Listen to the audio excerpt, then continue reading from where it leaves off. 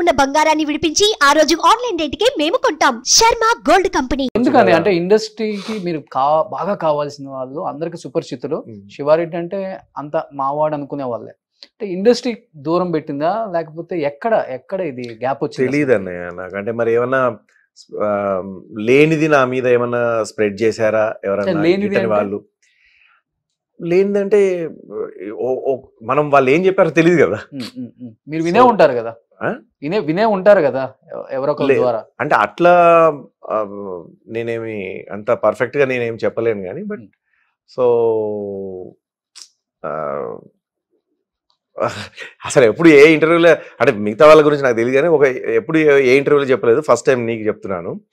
ఒక పెద్ద యాక్టర్ అయితే నన్ను ఆ లొకేషన్ పోయి మేకప్ వేసుకున్నాను, ఆర్టిస్ట్గా తయారయ్యాను. ఇంతకుముందు అడిగితే కూడా నేను ఎప్పుడు ఆయన పేరు చెప్పలేదు, ప్లస్ అట్లాంటిది ఏం లేదన్నట్టుగానే వదిలేశాను ఎందుకు అని చెప్పేసి. బట్ ఇంకా 50 ఏళ్ళు దగ్గర వస్తున్నాయి నాకు, ఇంకా నేను చెప్పకపోతే బాగుండదు. కానీ అక్కడ ఆ పెద్ద ఆర్టిస్ట్ నన్ను వద్దు అని చెప్పేసి రిజెక్ట్ చేయడము. సో అంత పెద్ద ఆర్టిస్ట్ నన్ను వద్దు అని చెప్పేసి రిజెక్ట్ చేయడం. ఆల్రెడీ మొత్తం గెటప్ వేసుకున్నాను డైలాగ్, అది కూడా చెన్నైలో. మద్రాస్కి వెళ్ళాను ఆ రోజు, అక్కడనే షూటింగ్. సో తట్టుకోలేకపోయినా. అంటే అంత ఇష్టము ఆయన, నేను అంత క్లోజ్ అతనితో, అంత బాగుంటాను, మరి ఎందుకు అట్లా చేశాడు, ఎందుకు అన్నాడు నన్ను అని చెప్పేసి. అది అక్కడ ఉన్న డైరెక్షన్ డిపార్ట్మెంట్కి అర్థమైంది. అంత అయిపోయింది, మేము ఏమీ చేయలేము సార్. అది మేనేజర్ కూడా చాలా బాధపడుకుంటూ, నేను ఏడుస్తుంటే ఆయన బాధపడిపోయా. మళ్ళా అప్పుడు ట్రైన్లో రావడం, చెన్నై నుంచి హైదరాబాద్కి వచ్చేదాకా ఏడుస్తూనే ఉన్నాను. నన్ను ఎదుర్కొంటే సీట్లలో కూర్చున్న వాళ్ళంతా ఏమైంది బాబు, ఏంటిది, అరే వీడేమన్నా సూసైడ్ చేసుకోవడానికి పోతున్నాడా, లేకపోతే ఎందుకు ఏడుస్తున్నాడు, ఎందుకు ఇంత, ఎవరన్నా పోయారా వీళ్ళ ఇంట్లో అనే టైప్లో చాలామంది వచ్చినట్టుగా ఏ స్టేషన్లో అడిగేవాళ్ళు అనమాట. నా ఫేస్ చూసేసి అంత ఎర్రగా అయిపోయి కళ్ళు ఆపుకున్నా కూడా ఆగట్లేదు. ఎందుకంటే పెళ్ళైనాక ఫస్ట్ నేను యాక్ట్ చేయబోయిన మూవీ అది. సో నేను ఎంతో గ్రేట్గా ఇంటికి వచ్చి నా వైఫ్తో షేర్ చేసుకుందాం అని అనుకున్నది రావడమే బ్యాడ్ షేర్ చేసుకున్నాను అనమాట. సో ఇంకా అప్పుడు అనిపించింది, అరే ఎందుకు అంటే ఏదో జరుగుతుంది సంథింగ్ నాకు తెలియకుండా అని అనిపించింది. పాలిటిక్స్ నడిచాయి మీ మీద అనుకున్నాను.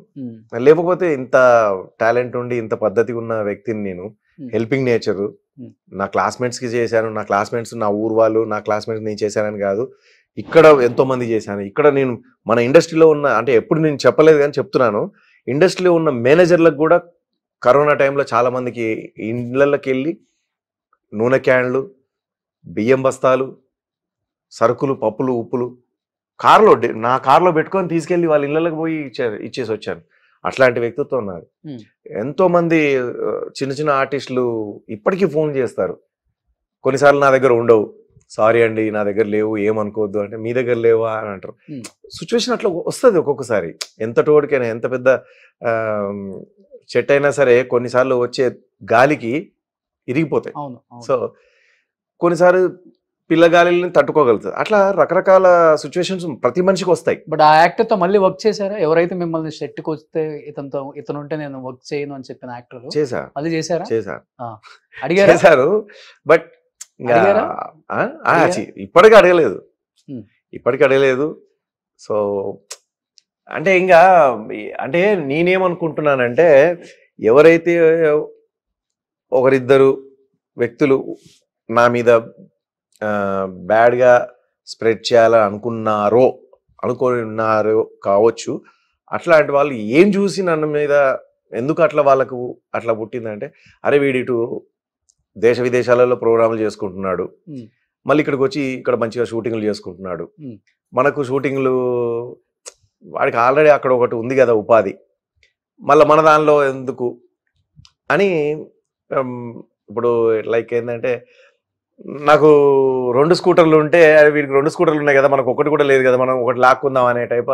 అట్లా ఎగ్జాంపుల్ అయిపోయింది మీ లైఫ్ లో. అలా నన్ను సినిమాలకు దూరం పెట్టడం, వాడికి ఆల్రెడీ ప్రోగ్రామ్స్ ఉన్నాయి కదా, దానికి తోడు ఇంకా ఈ ఇల్లు కొనుక్కోవడం, ఇల్లు కొనుక్కునేసరికి ఆయనకేంటి ఇంకా అది ఇది అని చెప్పేసి. తర్వాత నేను ఒక్కటి ఏమి విన్నానంటే, మీరు అన్నట్టుగా చాలా అంటే మనం శివారెడ్డిని పెట్టుకుంటే చాలా డబ్బు ఇవ్వాల్సి ఉంటుందేమో, ఎక్కువ డిమాండ్ చేస్తాడేమో శివారెడ్డి, చాలా ఆర్టిస్ట్, పెద్ద ఆర్టిస్ట్ కదా. నేను అవి డిమాండ్ అంటే లైక్ నాకు ఎక్కువ డబ్బులు ఇచ్చింది ప్రోగ్రామ్స్కి, స్టేజ్ షోస్కి, షూటింగ్స్కి కాదు. షూటింగ్స్కి నేను నార్మల్ పేమెంటే, అందరు మామూలు ఆర్టిస్టులు కమెడియన్స్ ఏమైతే తీసుకున్నారో పెద్ద కమెడియన్స్ కాదు, అట్లా చాలా అప్కమింగ్ కమెడియన్స్ కాదు. ఈ అప్కమింగ్ కంటే కొంచెం పెద్ద కమెడియన్స్ కంటే కొంచెం చాలా ఎక్కువ కిందికి, ఆ రేంజ్లో నేను అమౌంట్ తీసుకునేవాడిని. సో నేను ఇంకా నాకు అప్పుడు మహేంద్ర మేనేజర్, అప్పుడు నేను మహేంద్ర మేనేజర్ ఆయనతో నేను చెప్పేవాడిని ఏమనంటే, భయ్యా అంటే వాళ్ళు మరి 50,000 ఇస్తామంటున్నారు పర్ డే అని అంటే, మరి మీరేమన్నారంటే నేను 1 lakh అడిగాను మినిమం. సరే వద్దు 50K చేద్దాం, మనకు సినిమాలు ముఖ్యం, ఓకే నాకు మరి అంత తక్కువ చేస్తే అట్లా. సో అప్పుడు ఒకవేళ 50 అడిగాను, వాళ్ళు 25 ఇస్తామంటున్నారంటే 25 అయితే ఒప్పుకోండి ఏం కాదు అని చెప్పేవాడిని. 25,000 అయితే 25,000 పర్ డే ఒప్పుకోండి అనేవాడిని.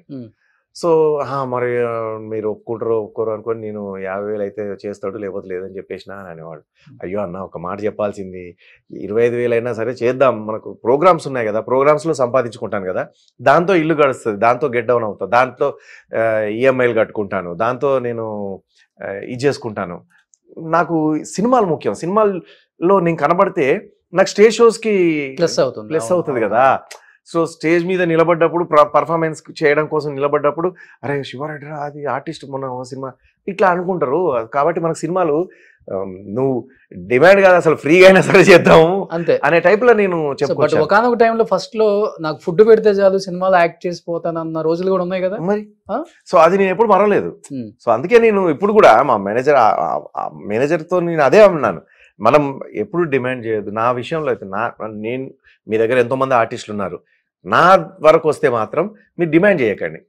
శివారెడ్డి కావాలి ఓకే, ఇప్పుడు డేట్లు కావాలి, ఎంత అమౌంట్ అంటే వాళ్ళు మీరు ఏమనుకుంటున్నారు సార్ అని వాళ్ళని అడగండి.